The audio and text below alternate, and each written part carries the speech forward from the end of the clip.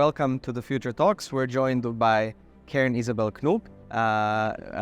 Thank you so much for coming. So as a brief introduction, Carin is a director at Harvard Business School focusing on case study research, and is also, very importantly, recently the author of Compassionate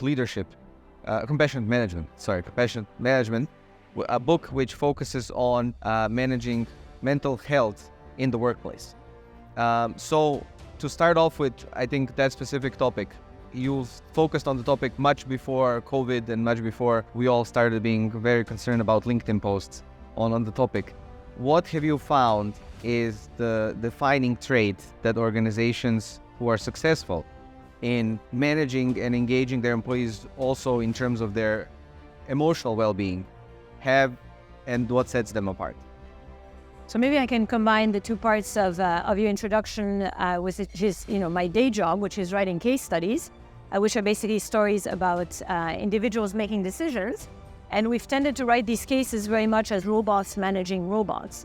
And yet we know from our daily lives that we are not robots. We have our ups and downs. Our kids sleep, sometimes they don't. Our parents pass away. We manage people who have ups and downs. And yet we were ignoring that human side in the business. Once you reconcile the two, you realize that employee wellness is actually a major risk. And by employee wellness, I also mean leadership risk. And that it wasn't a business risk that I was really hearing about through my day jobs. And so the book basically starts with the self, that and this is something that was echoed at this conference, which is picking up on some of these themes, which is, if you wish to change the organization, you have to change yourself. You have to first learn about what is mental health, what does work for your employees, then think about the team and rethink a lot of things that you're doing. I think one of the topic of the conference is from doomsday to new optimism. COVID was a rogue wave that destabilized all boats and sort of exposed a lot of issues around employee management and engagement that have been here for a long time. But at least we started to talk about. So we started to post on LinkedIn. I think now we're at a potentially dangerous time because we have people diagnosing each other. That should really be left to professionals. And we're putting managers under a great deal of pressure to be supporting their employees at a time when employees are being very critical of managers and not supporting managers who have also suffered since the beginning of time as humans, but especially in the pandemic. You said we think about business, and when you write about business cases, robots managing robots. And so that segues nicely into the most talked about, I think, topic of the year, which is AI. How do you see AI impacting that whole dynamic of employees, I think, worries about the future of work, and also at the same time maybe misplacing potential that AI has to actually enhance productivity, reduce stress, complement human talent?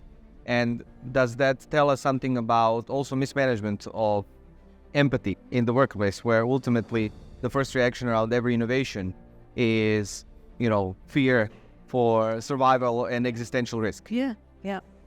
So a theme this morning has been around, that talent. People are really all that matters. People have used the analogy of, AI as a co-pilot. So I don't think of it as a co-pilot in my work. I think of it as a tool that might make me better.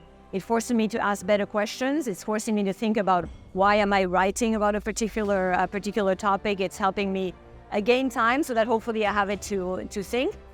That's the positive aspect. I think what this might lead people to do is to think about what is their superpower, what is the unique value add that they have, and then really try to lean into it. I think as managers, the role will be to move from a place of fear to hope and possibility and provide some comfort. That's kind of a rosy scenario. How do you think ultimately the experience of human interaction changes with AI? Because ultimately it is both at the same time able to mimic well, but concurrently does not really get close whenever there is a fundamental issue at question. So is it just, are we talking about innovation at the superficial level, where real fundamental decision-making, reasoning, inference will still have to be made by humans? Or I think so. I mean, in some ways, I think the advent of the machine is going to mean that our humanity will have to take a comeback. So another sentence that has fallen today was that human touch will be the ultimate opportunity. And maybe some of this unease that we're feeling around mental health is the fact that we aren't getting what we need. And we'll talk about this later on the neurological pathways that sort of lead to this boredom, agitation, negativity, despondency that we're feeling in ourselves, but also in our workers, in our children, absolutely tragically, and young students that we see at universities. So I think that we can learn from the machine. So we are the ultimate ChatGPT in a way, right? We take a whole host of inputs. They're flawed, they're biased. Then we put them through our own algorithms that were shaped from how we grew up to our interaction, our mood at the time of processing it. And then we produce a set of things. Sometimes they're hallucinations, sometimes they're great, sometimes they're really completely wrong.